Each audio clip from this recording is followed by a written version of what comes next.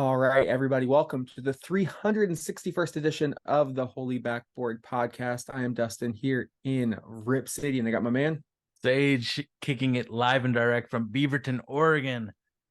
Oh man, I was a guest on a podcast today and I had a 15-minute segment, but at I think like minute 5 of the segment, my internet went out.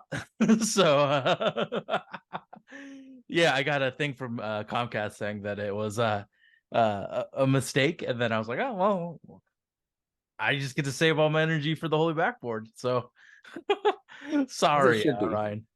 How was your Thanksgiving? It was cool. Yeah, it was very cool. We uh we had the normal fare of Thanksgiving foods. So I talked about it last podcast where I got the clam cakes.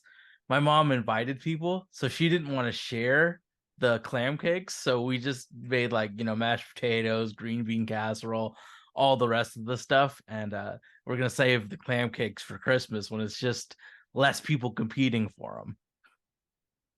Oh, I How thought was you were going to say you yours? made them and then you just snuck them away in the refrigerator so nobody could find them.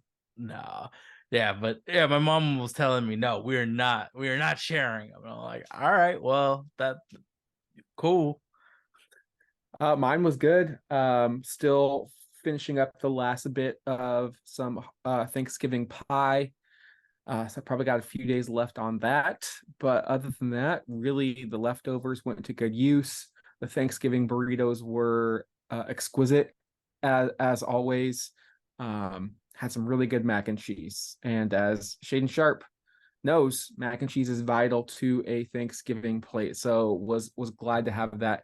I have to give myself a pat on the back. The mashed potatoes that I made, I think they took the top spot in all of the foods that were on the table. Olga would attest to that. So very, very happy with how the mashed potatoes turned out. But we now turn our attention to uh, pretty much December, and the Portland Trailblazers got a bit of a boost with the return of Malcolm Brogdon and Scoot Henderson. They've been much more competitive. In fact, they went 2-2 this week, losing to the Phoenix Suns 107 to 120 on Tuesday in the in-season tournament, which essentially eliminated the Trailblazers from their group. They followed that up with an impressive 16-point victory the next night in Portland, 121 to 105 in a game that really wasn't even that close. That was the return of one Scoot Henderson. The Blazers faced off against Damian Lillard for the first time in an opposing jersey, kicking off the first of 5 away from home in Milwaukee, losing 108-102 in a game that saw the Blazers lead by as many as 26 points in the third quarter. Tough pill to swallow there, but again, they showed their resiliency on the second night of a back-to-back, holding the Indiana Pacers significantly below their scoring average and winning a strong game on the road, 114 to 110 behind a 30 plus point outing from Jeremy Grant. Malcolm Brogdon seals it with a bucket in the paint. Sage, what did you take from this week in Blazers basketball that now has the Trailblazers 5-12 on the young season? I mean, it just going from a guy like Skylar Mays who tries hard, but he doesn't really have the vision to be a point guard, and replacing him with Malcolm Brogdon and Scoot Henderson to make decisions for the team. It resulted in Shaedon Sharpe having open runways to the rim. It got DA shooting mid-range jumpers, and those were totally green. He was hitting some contested, difficult mid-range jumpers, making it look easy. Just having multiple decision makers on the floor at a time is hugely important. Shaedon hasn't been efficient since that last Utah game. So like having guys that can make decisions and then giving Shaedon a chance to not think about like how to make the play work, but just react, I think just makes the team so much easier to manage for Shaedon and Jeremy. Jeremy got the ball in his shooting pocket, was ready to shoot and score. Like having decision makers and high level decision makers just makes things so much easier for this Blazers basketball. And we were worried about this team early in the year with the offense, but having those multiple decision makers on the board makes it so like, all right, I see how these guys are developing. Shaedon Sharpe's finally has space to do like his dribble creations. Before it was just like, let's blitz Shaedon Sharpe, make him make a decision. Now it's, you know, we Malcolm Brogdon's a legitimate NBA point guard. Scoot Henderson has the potential to be an amazing point guard. Having those guys make those decisions for the other players who get spoon fed easy points in bunches, I think was the main thing that I saw this week for the Portland Trailblazers. Yeah, you touched on him a bit, but let's talk about DeAndre Ayton because I thought it was a really strong outing for him this week. Clearly, he has the return to Phoenix, plays really well against Yusuf Nurkic. Devin Booker after the game says, "Yeah, if you play like that with that intensity, good things are going to happen." So clearly, we saw it with Yusuf, and we've seen it a little bit with Da. Effort and intensity and focus will go a long way.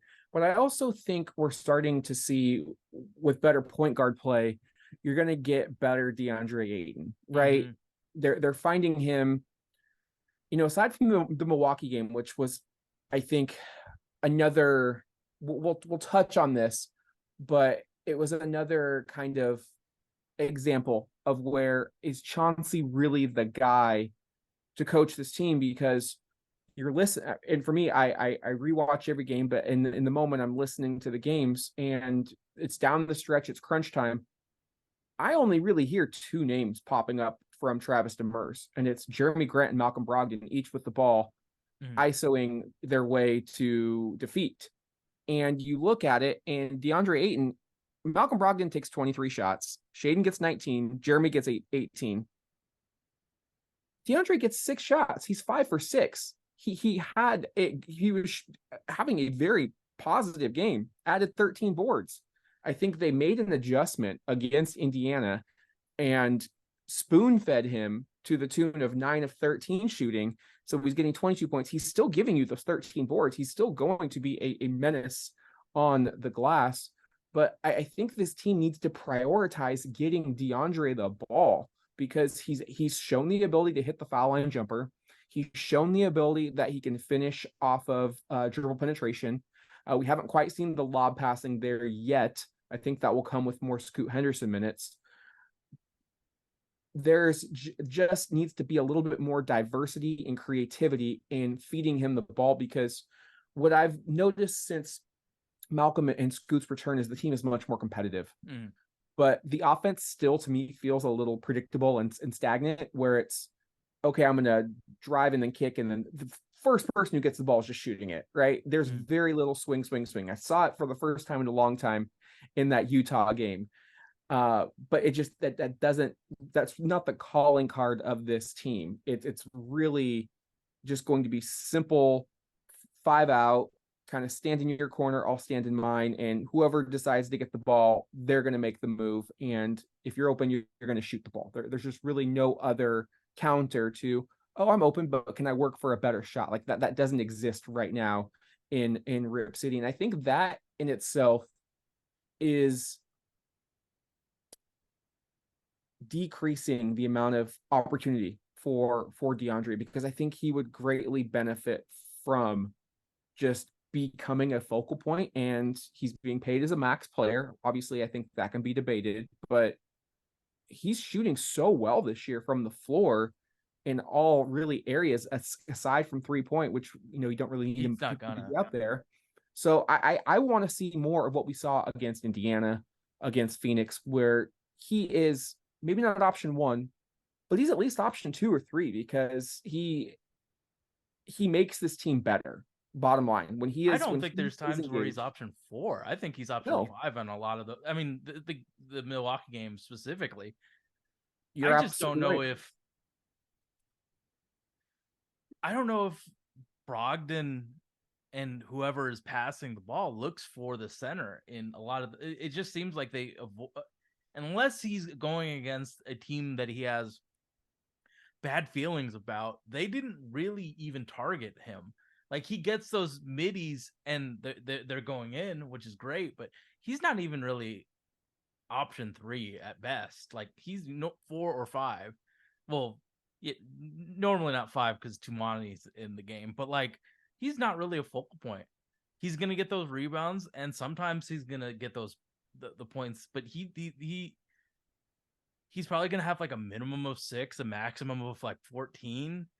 I, I don't know. I think that I don't want to blame. I think it's a mix of everything. Like I don't think he's demanding the ball. I don't think Malcolm is looking to give him the ball, but it it should get figured out because we got to know, is DeAndre Ayton one of those elite centers or is he just good?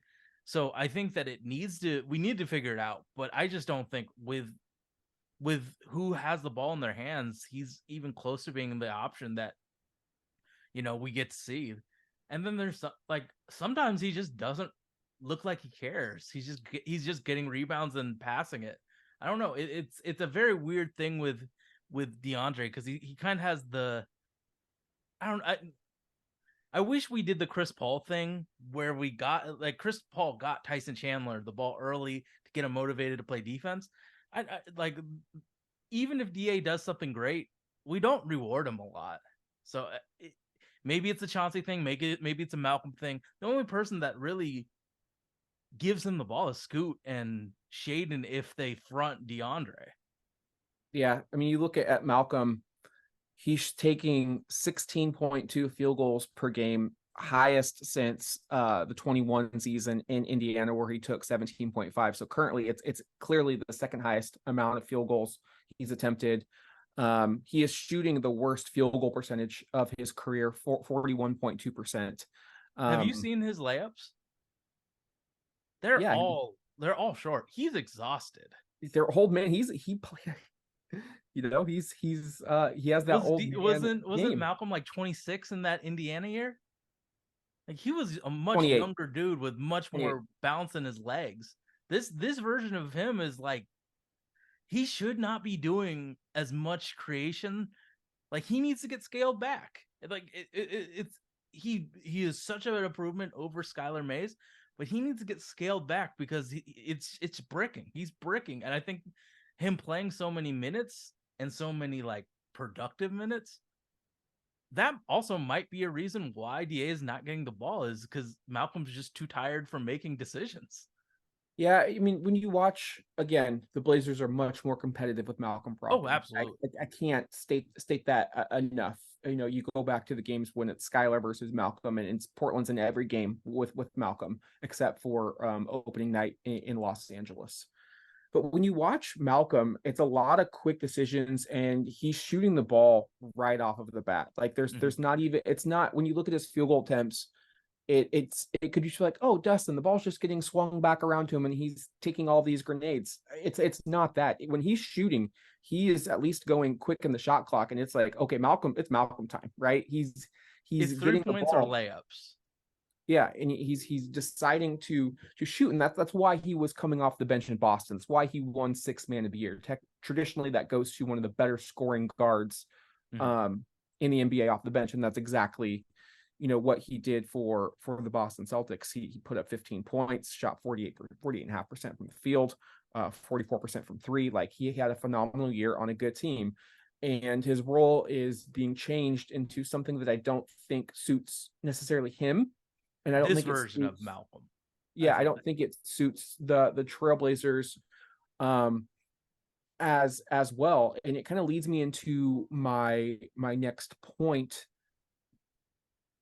In Indiana, game is close.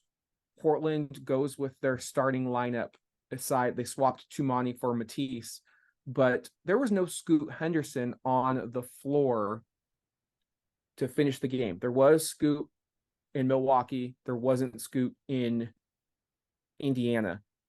My question for you, Sage, I know Malcolm hit the game sealing shot. I know Portland got the victory. I know Malcolm played well.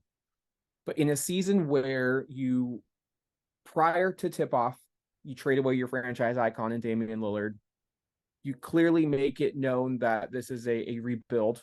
You are in full development mode. We've heard the such from every single player that gets interviewed post game.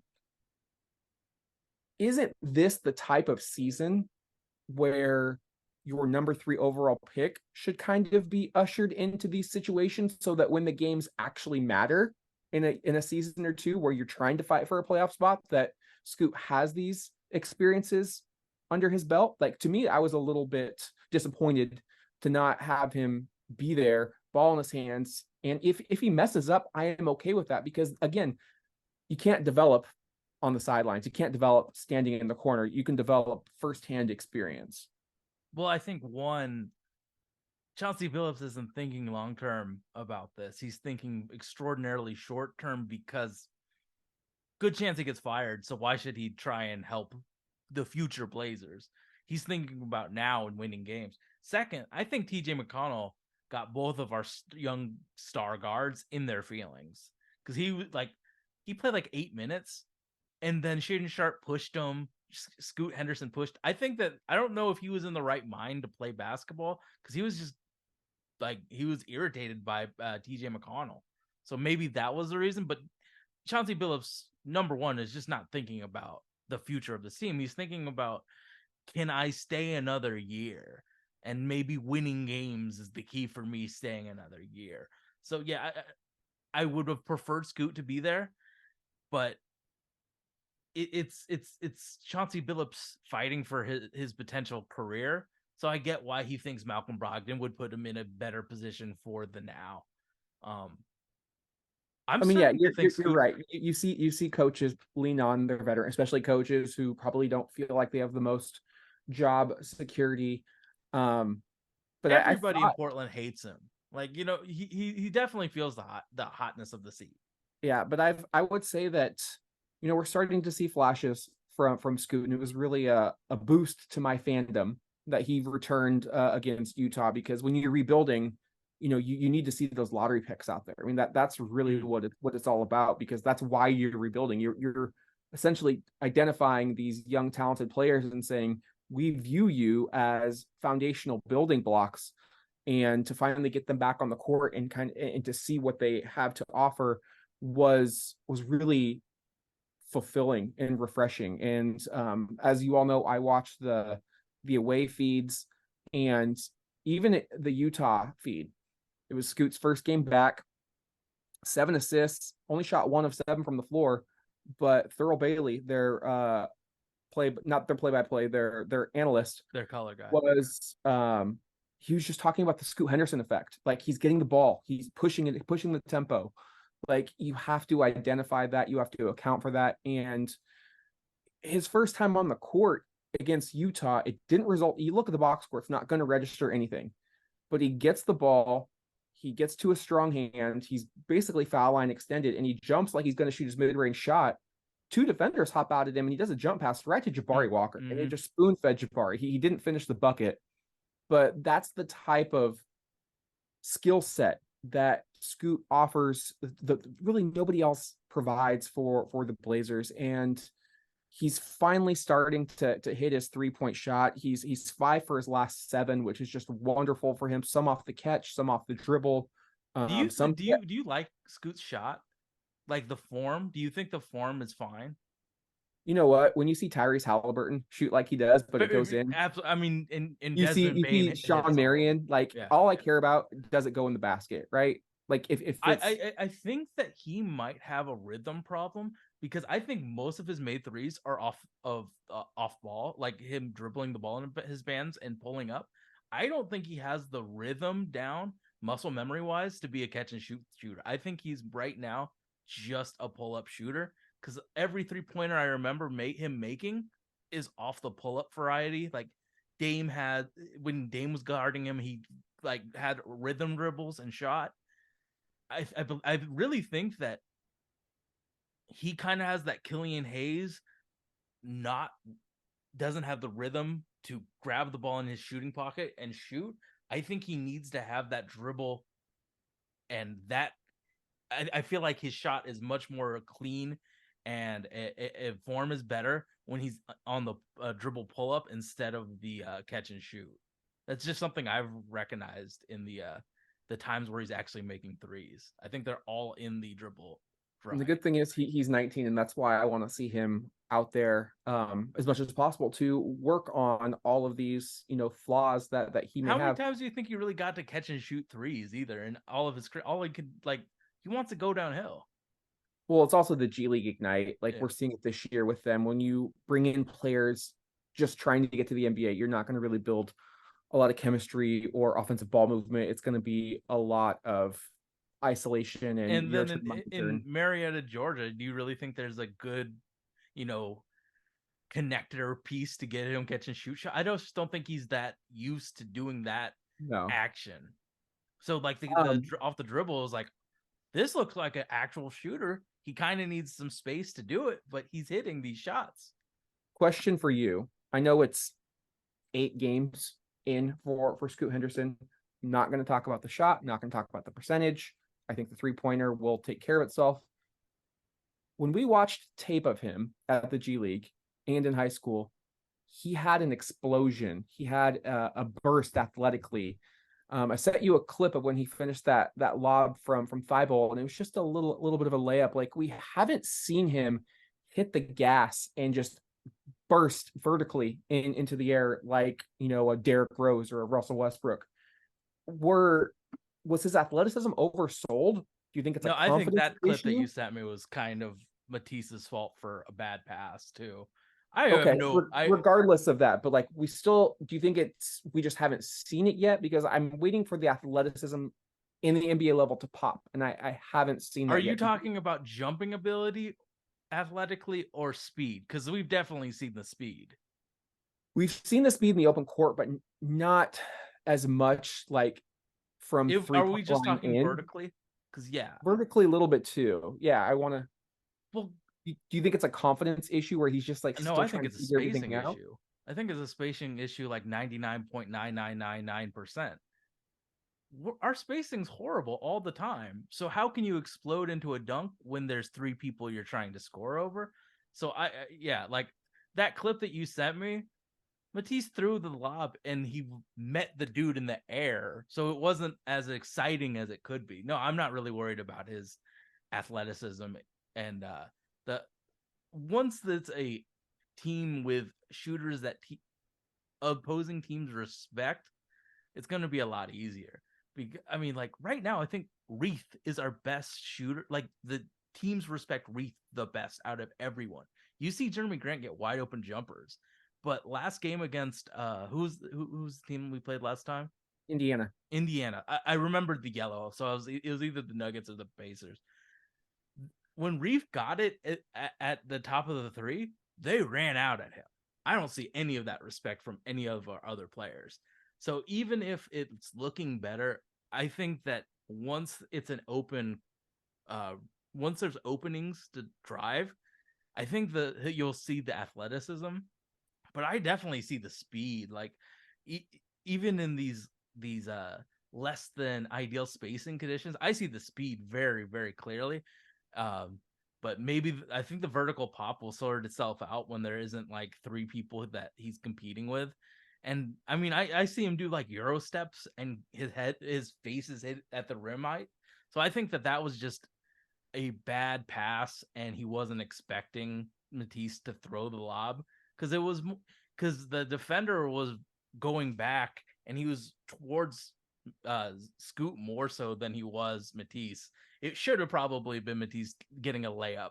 So yeah, I'm not really worried about any vertical pop. I'm not really worried about any lack of athleticism that was gone. Also, didn't he just come back from an ankle injury? Yeah, it was Maybe also prior to the ankle injury that I hadn't seen it, so I was just wanted to get no. your thoughts on I'm it. not. I'm not. I personally am not worried at all about it. I do love the braids, the goggles, and the compression shorts that extend a couple inches below the shorts. I mean, Scoot looks like a 2023 version of Buck Williams, Mm-hmm. and I am all for that. I think it's one of the coolest looks in the league. So Do you? you have I a wonder how fan. bad his eyesight was.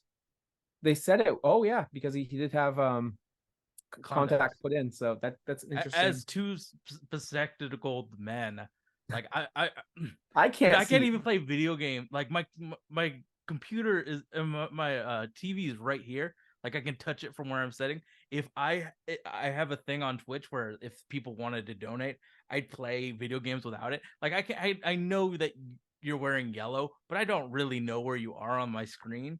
So like if his eyesight was really awful and he's like a blue chip talent with awful eyesight, that's pretty When insane. I played with the Skyhookers, shout out Stupendous. Um, it really sucks playing with if you just have traditional glasses. Like I don't like contacts. I don't have contacts. It sucks playing with glasses. So I have an old like my very first pair. If I like take those out, I can't shoot.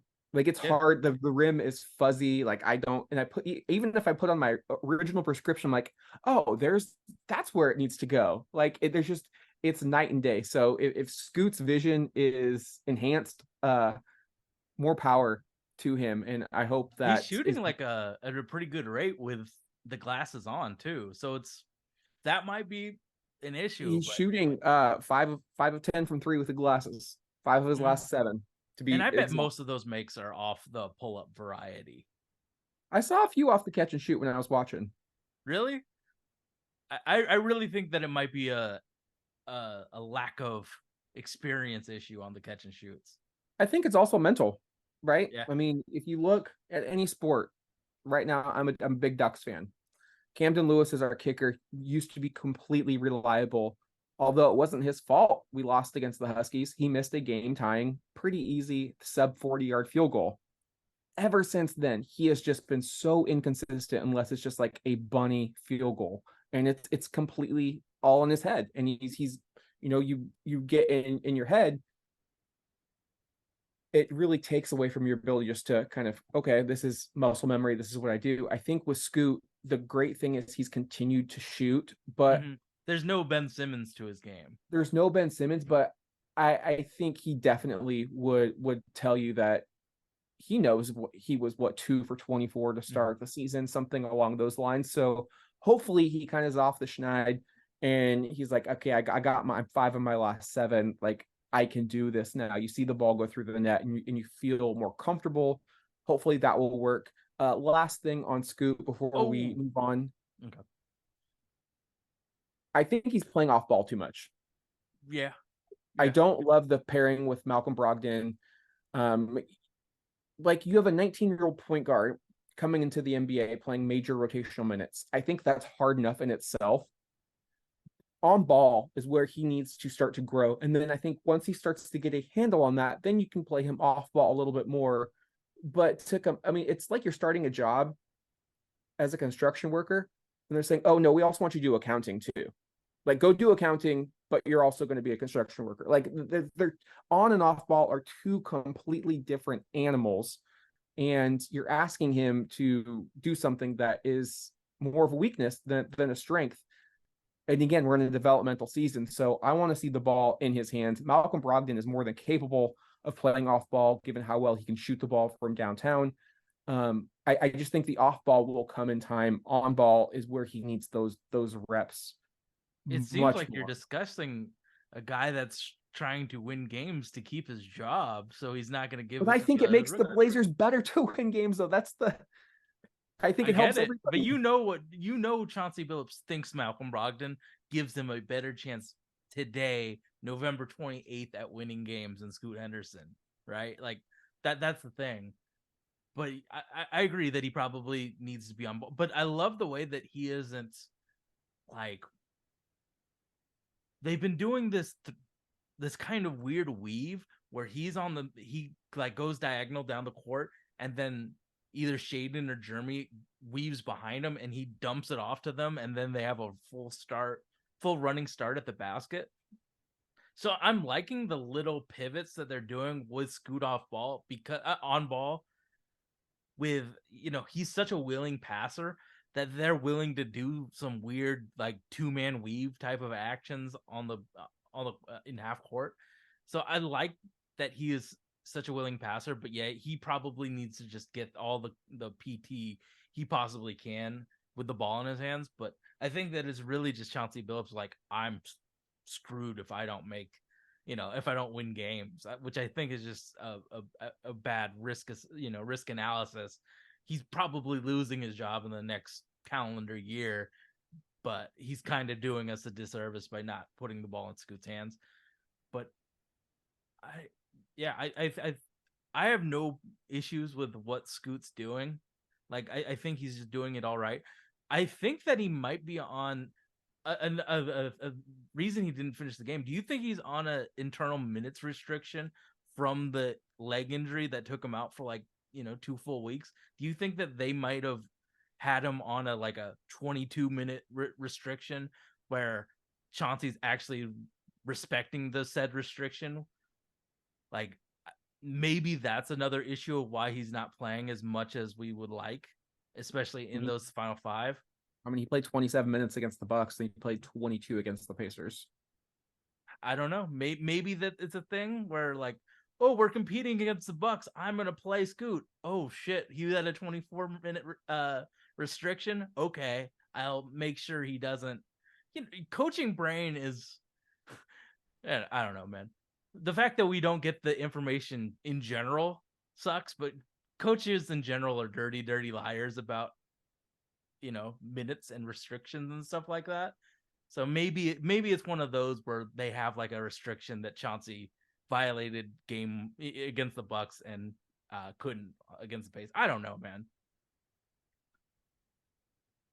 Player I want to talk about that we haven't talked about a lot on this podcast this season is Jabari Walker.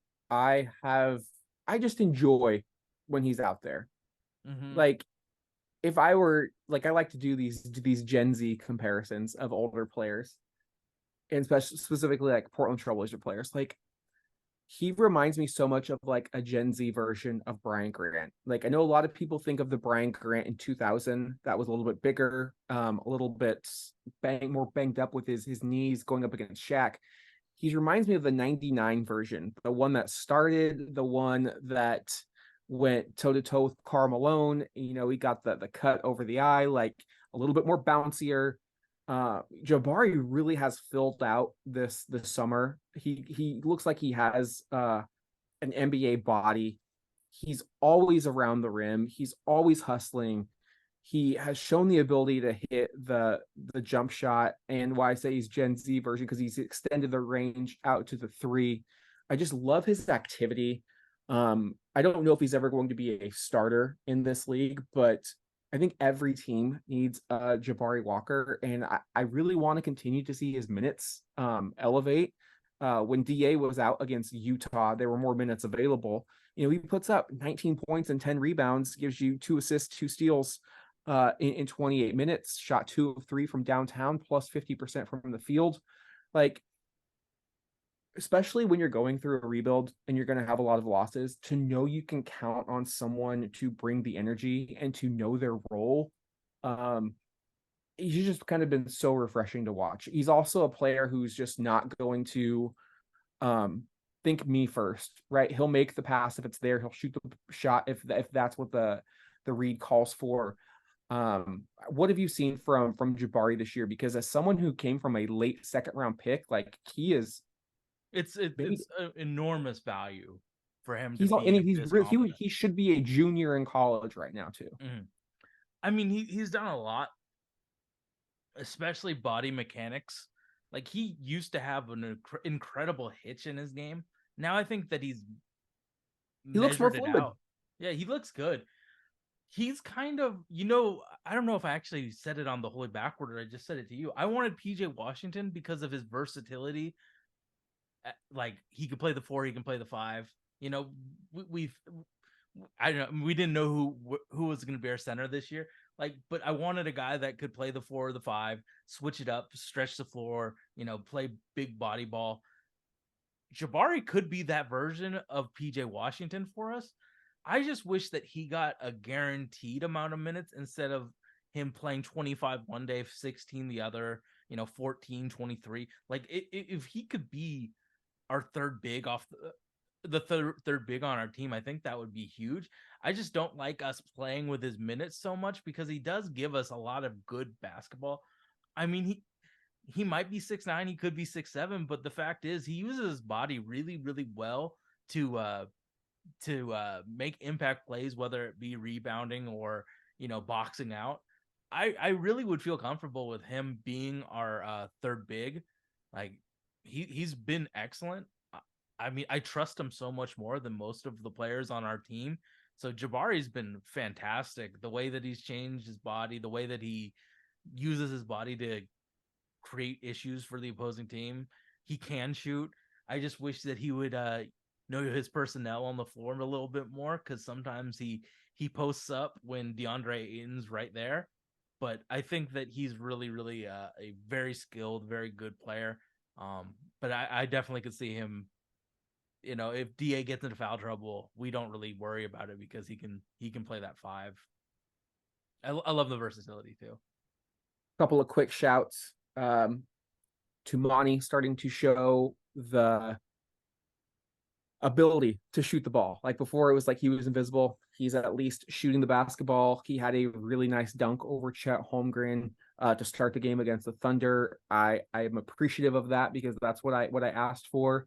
I don't know when we're going to see Rayan Rupert get real NBA minutes, but when you watch him with the remix and when I watched him come in to play the Utah Jazz, looks much larger and longer on film now than he did on film when we were doing our draft, our future Fridays. Like he is really growing. And if he has any more like growth coming, I mean, you watch him, he is all arms. Like I think Mike Schmitz and Joe Cronin in that scouting department and the developmental team like have to really be drooling over what this kid could become 2-3 years down the line. That's that shows again the inherent value of having your own G League franchises, which we've been talking about for years on this podcast. But I really hope we get to see like come March, April, when we're completely out of it, like we start to give Rupert some assignments. Like I want to see like how do you defend Klay Thompson? How do you defend Devin Booker? Like just even if it's a couple of possessions. Clearly the offense is even further down the line, but if you can get to a point where he is a legitimate wing defender in this league, I mean, he just has disruptor written all over him. So I think that is going to be a sneaky good pick that, when we think about the forwards in the future, like I know there are a lot of names out there. Don't sleep on Rupert. I think of all of the guys we have, whether you talk about Chris or Tumani or Jabari, whatever, I think he could be the best long-term piece that you can start to look around at that forward position. I just don't think that you're gonna see big. I think that he's really physically he's weak. I don't see him developing that core strength in season. I think this is going to be a summer job where he has to get his man's body. Like, and then there's no disrespect. I think that he just hasn't had a chance to get his man's body. Like, I'm very excited for him, but I also see that he gets pushed around rather easily when he's playing NBA competition. So I'm wanting to see what his improvement is the next season. If he can come in with a man's body, I think he's really aggressive. So if he can have that body to make it so he can put up with the physical, demands of the NBA, I think that would be really good. I just don't see him being able to put that muscle in when he's also playing games with the remix and stuff. But you getting into development kind of makes me think, like all minutes. Well, first of all developments are different. They're not the same. So when you see people playing more minutes, they're not developing at the same rate. So when Shaedon Sharpe's playing 40 minutes, he's not developing if the ball isn't in his hands, because he's going to be a guy that is a decision maker when he's at his apex of skill and athleticism. So him being in the corner, just chilling and then playing defense really isn't as beneficial as him with the ball in his hands. Like, you and I love Jaden Ivey. If he came out his freshman year, he would have been a second round pick.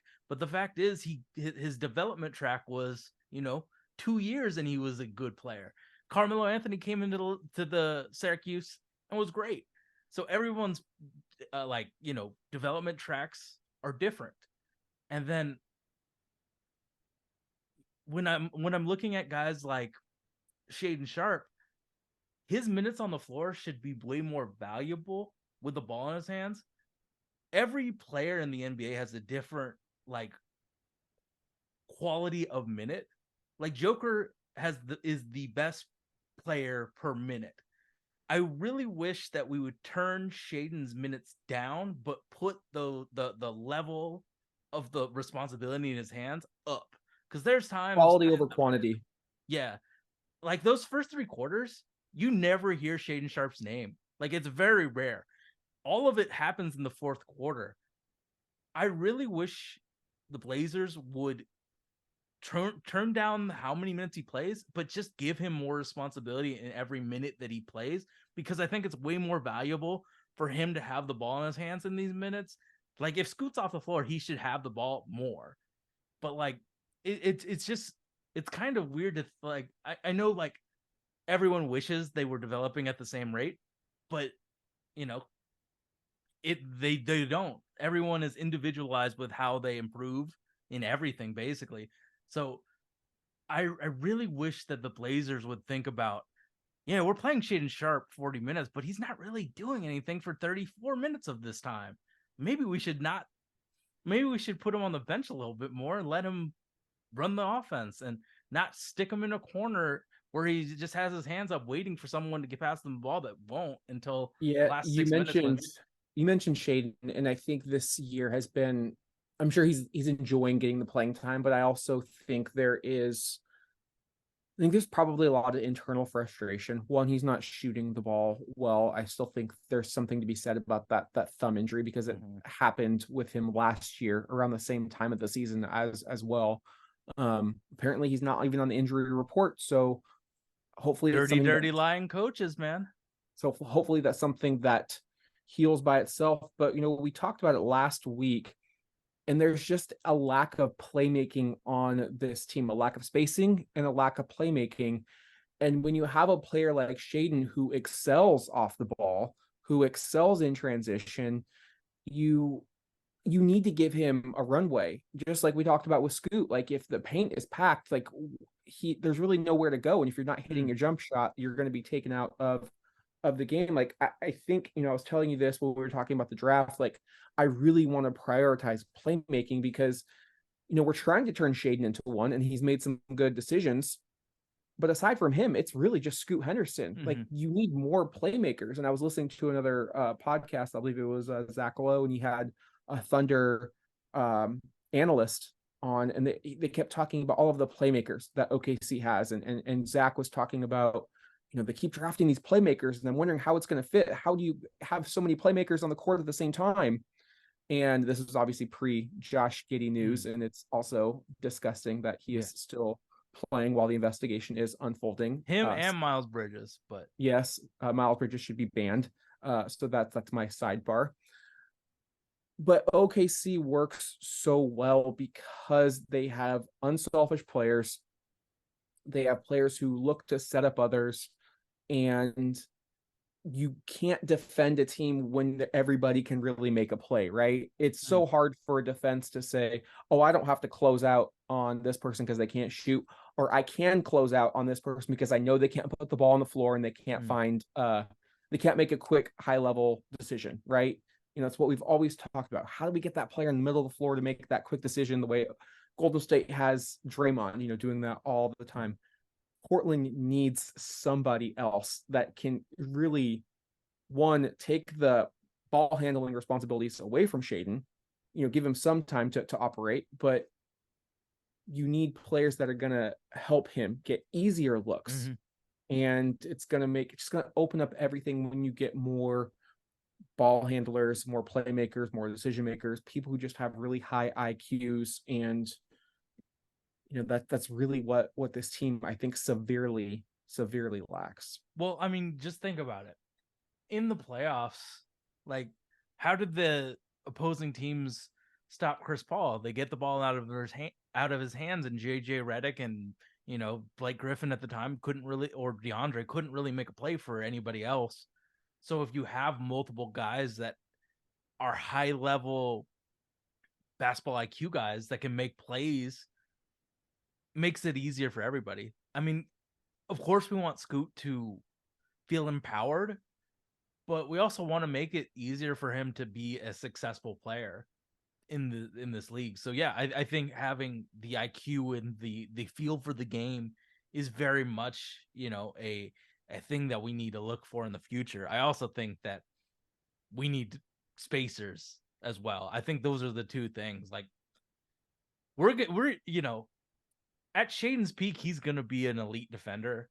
Like I think we can train these guys to play good team defense, but we need guys that inherently have that skill set of setting players up and shooting the ball, because it's hard to create an offense that's working when Matisse can't set a screen correctly and isn't a threat from three.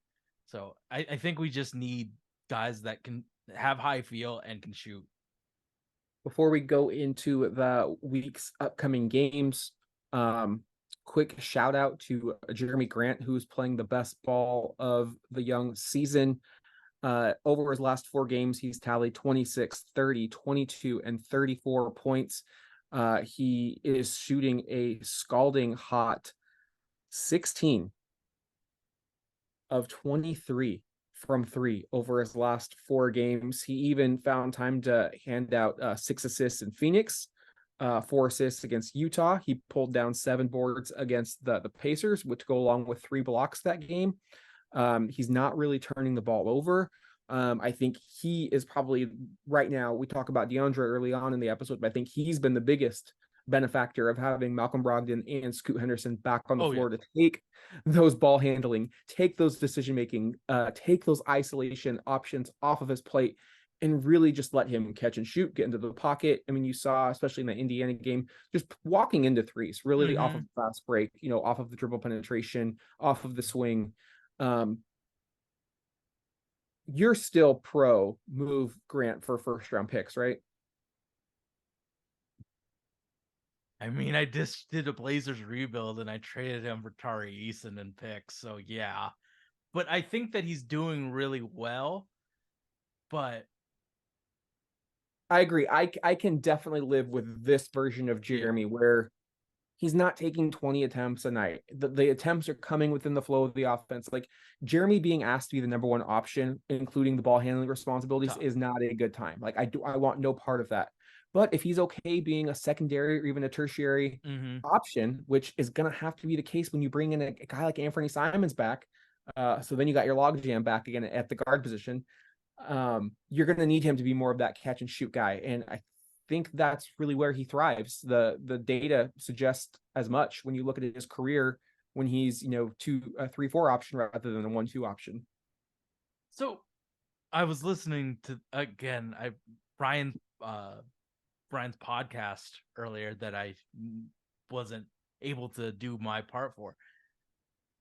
What position do you think Jeremy Grant is right now? I know positions shouldn't matter, but they were saying that he moved down a position and he's the 3 now, and Tumani's the 4. Do you think that he is playing the 3 if we were talking positions right now? I mean, no disrespect to Tumani, but there's really no positions when he's on the floor. Like he's kind of just like a warm body to go out there and defend the best player. Like it doesn't matter. Like he's guarding Markkanen, he's guarding Booker. He's really guarding the other team's best option right now. So like he's truly positionless. But if you're looking at like down the road, whether you're saying, okay, we got Scoot, Shaedon, Jeremy, DeAndre, and X, I think the benefit of Jeremy Grant is you could go big or you could go a little bit smaller. It just depends, can that player rebound, because you have to make up for Jeremy's lack of rebounding. DeAndre, and he has been rebounding a lot better as of late. I mean, he still combined for 4 rebounds against the Bucks and the Jazz. Okay, but like but Giannis and Brook Lopez the are Jazz, a lot to handle. The Jazz, 2 rebounds against the Walker Kessler less Jazz. Okay. 0 rebounds against OKC. Like he's still a poor rebounder. Yes, he had 7. He's still a poor rebounder. So whatever player you get, whether it's like an OG Anunoby or a Jarris Walker, it doesn't matter. Like I was going to say Jarris Walker in that situation too. those players would have to take on the larger rebounding bulk. I also think Shaedon Sharpe could help in that aspect of a rebounding as well, because that athleticism is just pouring out of him. He honestly, he could get 6 and rebound, 6 assists every game if he was put in that position too. I really think that, but honestly, Jeremy can guard. Long answer short, it doesn't matter. You just need to, whatever player is next to him at the forward has to be a rebounder. That's it. Honestly, like, I think Jeremy can guard like 2 through 4 rather easily, defend them at least. Maybe not get the rebound, but he can defend them. I mean, Shaedon Sharpe can guard 1 through 4. I think people like putting like having to force Shaedon Sharpe to be the 2 or the 3 or whatever. It doesn't really matter because he can defend everything, and it's not 1980 anymore. Like, you see Chris Paul defending the power forward on teams. You see, like, it doesn't matter. The only position groups that defend the other position group is center. So as long as Jeremy can defend their matchup, it really is positionless basketball right now. Like, all we have to do is defend that matchup at a high level, and it's chill. I think position, like, forcing them into that position group is kind of just like 1980s, like, where we need Scottie Pippen to guard other small forwards. That with how basketball has changed, it doesn't really matter. As long as you can defend that player, position doesn't matter. Like, Shaedon Sharpe at times is going to be the point guard. Shaedon Sharpe at times is going to defend, like, Jason Tatum at the 4. It doesn't matter. As long as he can do what he needs to do. I just want to have high IQ players that can put them in the right position. But let's talk about this week. Talk about the next slate of games. I correctly predicted the Utah victory, so now we are even Steven on the season. Sage already blowing a 2-game lead in the month of November, so we are back square one. Just 2 games this week. It's a little bit interesting. The Blazers, I don't know when they're going to find out their opponents for the week of December 4th, but as it stands right now, they have 2 games until December 11th. And those 2 games are the last 2 of the road trip. The Cleveland Cavaliers on December 2nd, a team that they lost just a couple weeks ago by 14 at home, where Donovan Mitchell took over late in that 4th quarter. And then the Utah Jazz, again, this is the 3rd time they played the Jazz. They lost by 16 in Utah on the 14th, and they won by 16 at home on the 22nd. So, Sage, how do we see these games going? What are you looking for against the Cleveland Cavaliers? Both, so Scoot Henderson and Malcolm Brogdon, both not on the floor for that Cavaliers game. It really was the Duop Reith special, keeping him in the game as long as he could from 3, and really nothing worked. And it was just too much Mitchell, too much size from the Cavaliers interior. They really swallowed up DeAndre Ayton. It really wasn't a good game plan to get Ayton the ball down low and just say, hey, try to score on Jared Allen and Evan Mobley. Stand still, ready for it was a pretty pathetic offensive game plan. I want to see Scoot versus Garland. Garland. Yeah, I think that's going to be an interesting one. If Scoot can defend Darius Garland to a draw, I think that's going to be huge. I don't know who we have that can stop Donovan Mitchell, though. But if Scoot and Darius are pretty similar in size, if Scoot can put that thing on him and shut him down, I think that's good. That's a pretty elite point guard right there, Darius Garland. His handles he probably has top 5 handles in this class. If Scoot can put a good defensive effort on him, and maybe Shaedon can defend Donovan without fouling, I think that's our best chances to put those 2 guys on him and see what they can do against an elite backcourt. But the Cavaliers' size is just something we cannot handle. With Evan Mobley going against Jeremy Grant, I think they're just going to get all the rebounds possible. So I think the Cavs win this game, and it's basically because they just bully us on the boards and create, second chances out of, our lack of rebounding outside of the game. Cavs, I think pretty easily. They are a bad matchup for us. We're great at scrapping away second chance points, getting those garbage points in the paint. Their size really negates a lot of that. We allowed them to shoot 56% from the field in Portland. They shot 42 of 75. This was despite them shooting 9 of 30, which is just 30% from three. They still were able to put up 109 points. They just destroyed us in the paint. And you look at they have a defensive mindset. Mm-hmm. They held us to 37% from the field.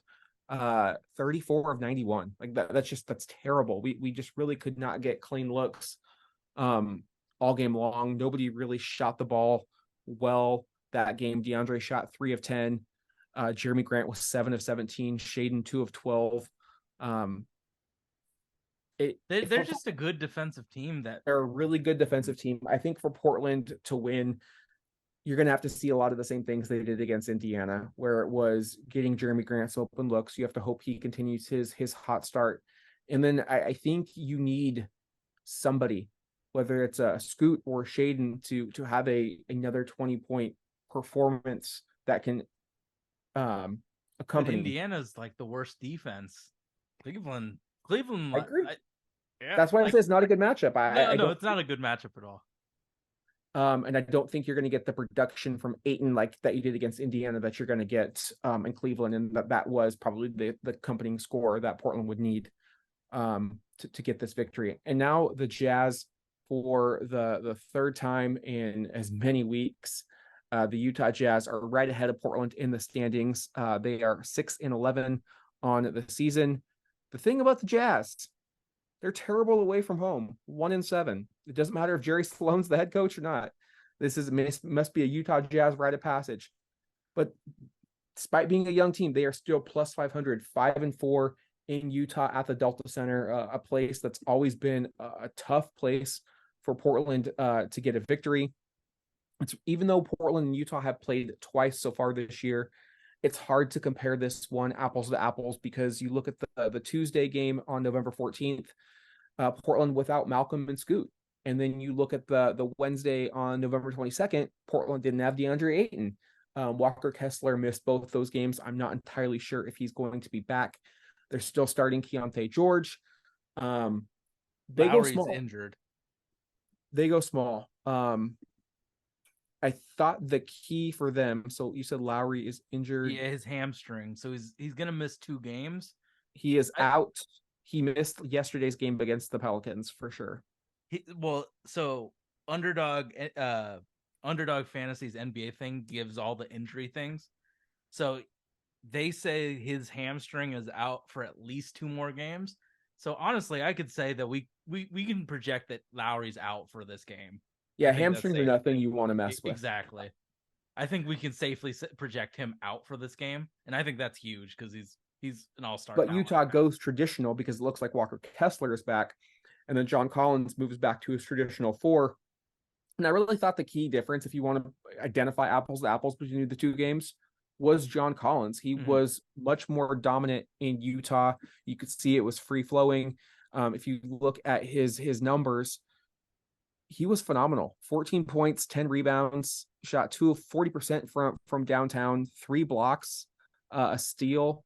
He just felt like he was all over the place in that contest. And then you go back to last week's game in Portland, and he was a little bit non-existent. 12 points, 11 rebounds, but it just didn't feel like he had those explosive plays. He only attempted 1 3-pointer and he didn't make it. So he wasn't stretching the floor like he was in Utah. So there's a difference in the way in which you score your points. And for the Jazz, if they're going big, they need him out there. They need him to space the floor. And obviously Jordan Clarkson wasn't as hot. He's the type of player who plays much better at home than he does on the road.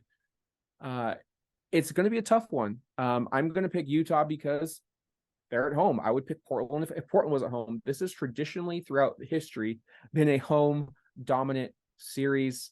I really want to see more Scoot versus Keontae George. I hope we get to see that, just because it's 2 rookies going at each other. And Also Shaedon's had some good games against the Jazz, and he had a really good game with Damian Lillard in the one game they played together as a starting backcourt before they shut Dame down last season in Utah. So this could be I expect it to be close. I don't think you're going to see a 16-point victory either way, but I think players like Kelly Olynyk, Colin Sexton, they're just gonna play better at home. And I don't know if Portland's gonna need like Jabari Walker. They're gonna need maybe some Matisse minutes. They're gonna need DA to at least neutralize Kessler. But we've talked about spacing. If Portland can shoot the three and open up the floor, Yeah. that's gonna limit Kessler. Otherwise, he's just gonna stay in that paint and he's going to try Well, to and if protect DA that can rim. hit those middies, that forces Walker to. This could be a Reith game if you want to Oh, take absolutely. out and you want to space them out. run some pick and pop action, because I'll live with Reith shooting open threes like that. Yeah. That is a great shot for Portland. You know, it's crazy with that archetype that Walker Kessler is. People just hated on it and hated on it and hated on it. But in the right positioning, kind of back in fashion now. Dude, with the dude in UConn, Clingan. Donovan Clingan. I mean, Yeah. you look at guys like Mitchell Robinson's having a really nice year for the Knicks. Obviously, Walker Kessler had a dominant year last year. Jalen Duren can't shoot for shit, but he's still having a great year statistically for the Pistons. Bam really, he has a midi, but that's it. But he's still so good defensively. Like the bigs are starting. Like everything is cyclical in the league, and you're starting to. There's to not see many that. human beings that can move and are as big as Donovan Clingan at UConn.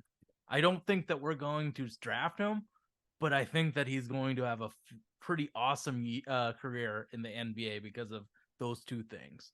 But if we can neutralize Walker with outside shooting, honestly, I'm going to go the Blazers victory, because if Lowry's out, I think they're missing a lot of star power. Yes, role players play better at home, but they need that superstar to make things easier for them. So if Lowry's out, I'm going Blazers victory. If he's in, I'm going Utah. But I really want to see Shaedon Sharpe have a really good Shaedon game. It's just been so long since we've seen him put it together fully. I want to see him doing it against Jordan Clarkson and that defense. So I want to see him hit some long range bombs and make it easier for the rest of the team. So I'm going Blazers victory. Do we have anything else that we want to say, or are we going to wrap this up so you can be a dad? Yeah, real quick. Right now, the Blazers would have the 6th and 11th picks in the 2024 first round NBA draft. The 11th pick would be courtesy of the Golden State Warriors via the Drew Holiday trade. Sage, give our listeners a player that you're going to watch, not necessarily Future Friday, but like give them somebody to just go to YouTube and watch a couple of videos on. Who are you watching right now? I shared them with you today, but Ryan Dunn from Virginia. If you're looking for that defensive guy in the draft, Ryan Dunn from Virginia, and I know Virginia is a very boring team to watch, but he is a very, very high quality wing defender. I think he is the Tari Eason of this draft, the defensive guy that is showing flashes and glimpses of other things. But Ryan Dunn is really, really interesting. Right now at Tankathon, he's projected at 15. So that could be a potential Warriors pick right there. And then I got to go with my guy, Riley. What's it? Kugel. I feel so nervous saying his name wrong, but Riley Kugel from Florida. I think honestly, if we're trying to find guys that can make decisions and we don't get toe pitch, Kugel is a very, very high floor and high ceiling guy who can score in a multitude of ways and has a really nice bag of getting himself and his teammates involved. And then there was that Virginia-Florida game, so you can see both prospects at the same time. Yeah, somebody who I want to watch this week will be Trey Alexander from Creighton. Yeah, did you see that? That's my guy. I think He's a he's going to be a top junior, 10 pick. fills up the stat sheet, averaging 16 points, 6.5 rebounds, nearly 5 assists, a block, and a steal per game for Creighton. Just That's a fun team to watch too. and then a guy probably a little bit higher that I want to get to know is Stephon Castle from UConn. Is he Um, healthy yet? I don't know. That's what I'm gonna check Oh, out. he's been injured this entire year. Then I might just go back and watch some high school tape because anytime you get a combo guard that's 6'6" instead of 6'4", you could start to envision a world that in which that player could play alongside Scoot and Shaedon, because I talked about playmaking, want some playmaking. Alexander, I just want to say one thing. He developed another level of athleticism. Alexander So Starr, no. From Creighton, Trey Alexander. Ray Alexander. Okay, He was a really under the basket type of player, but he got a lot more athletic this summer, and has been able to show it. Like I think he already passed his dunk total from last year already. So he has another level of athleticism, and he's pissed off that the NBA draft process didn't work out for him. So watch out for them. Creighton is a very, very, very fun team to watch, and Trey has shown some really nice athletic boosts in his game. So yeah, like there's a lot of really. I think the draft is bad, but there's a lot of role players that can help teams, if that makes sense. All right, and you ready to I would say that every draft there's a superstar. It's up to Schmitz and Cronin and company to find that Alex player. Starr, baby. All right. Take us away, Sage. We're available on iTunes, Stitcher, everywhere where you get your podcast. We are there. Thank you so much for listening. I have a feeling that there is going to be some draft content being out soon. The NCAA season is here, and it's going strong. Foreign basketball, G League, all of that stuff. It's a great time of year for basketball. If you want to see the full YouTube version, we are available, and then we clip it up and send it to the people. So thank you all for listening. We are out of here. It is dinner time for me, and I know you have to be a dad. So peace out, everyone. See you next week.